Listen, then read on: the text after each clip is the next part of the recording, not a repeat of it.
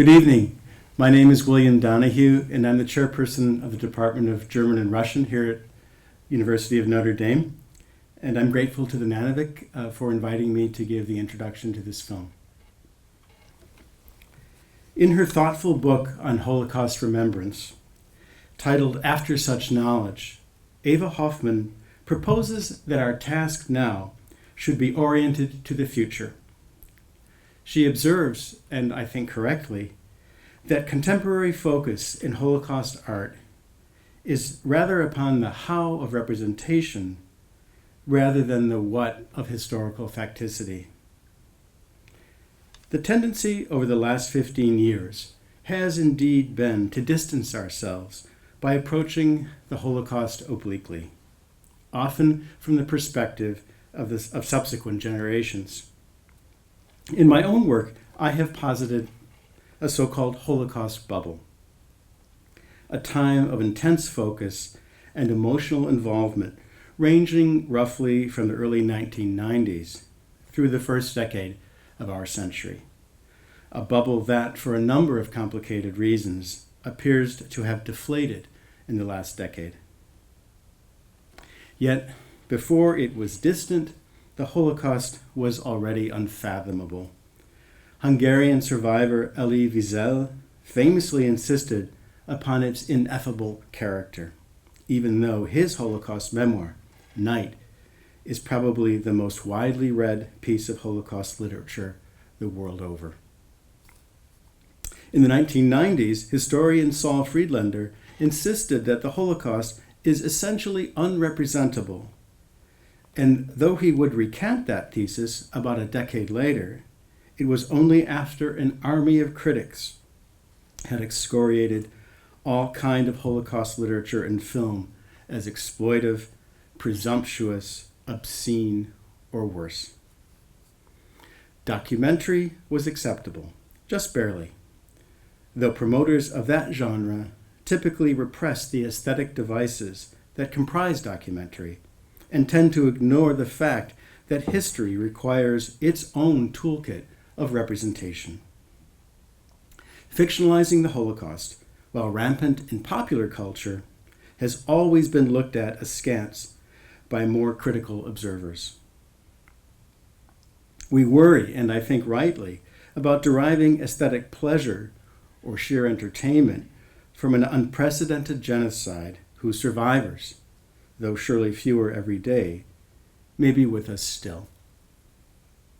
So, according to respected authority, we are now supposed to be in a kind of post-Holocaust dispensation in which we glimpse the horror of the genocide, if at all, through the eyes and experience of those who came after, or in the tidbits of documentary footage we reprise at regular, usually pedagogical, intervals.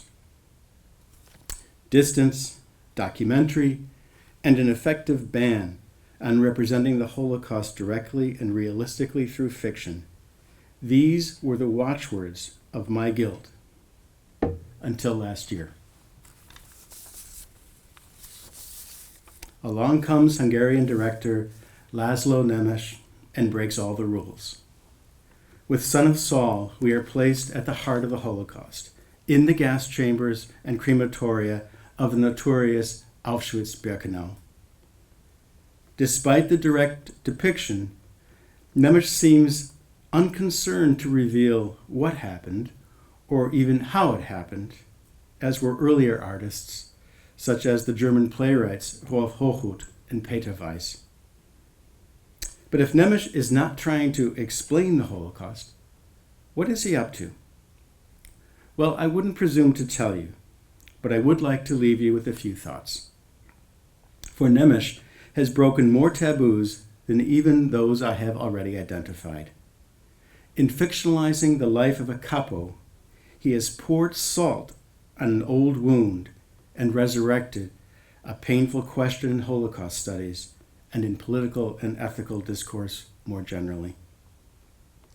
Hannah Arendt and Primo Levi have written extensively and provocatively about the capos, those inmates who helped to carry out the genocidal work of the Nazis, and without whom the Holocaust might not have been so extensive. Were they compelled and under extreme duress?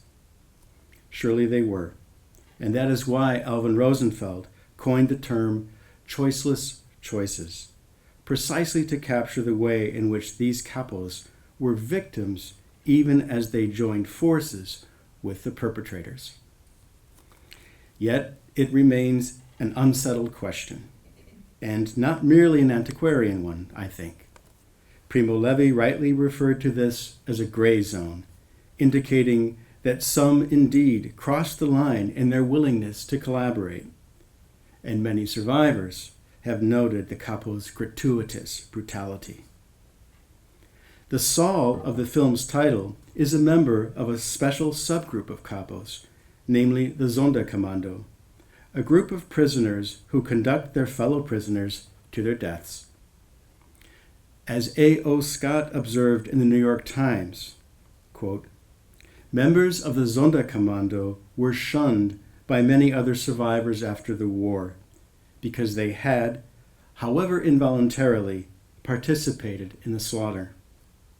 Some were executed or otherwise punished for collaborating with the Germans.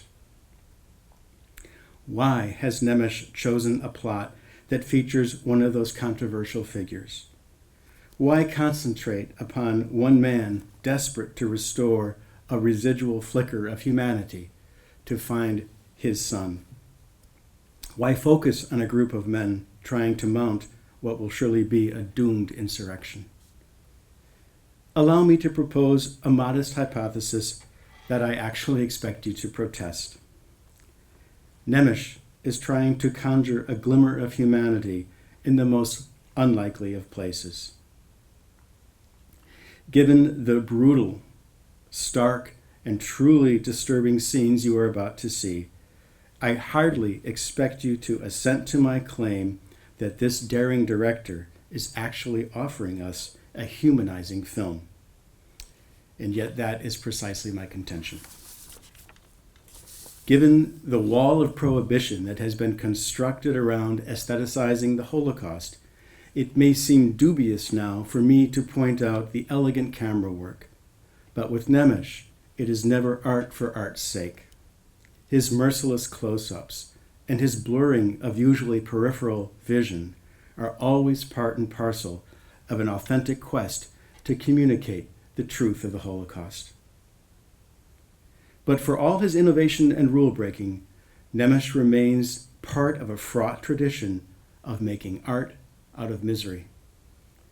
Whatever else one might say about it, and not all assessments of the film have been equally enthusiastic, Son of Saul certainly tackles one of the most contentious issues bequeathed to us by the Holocaust.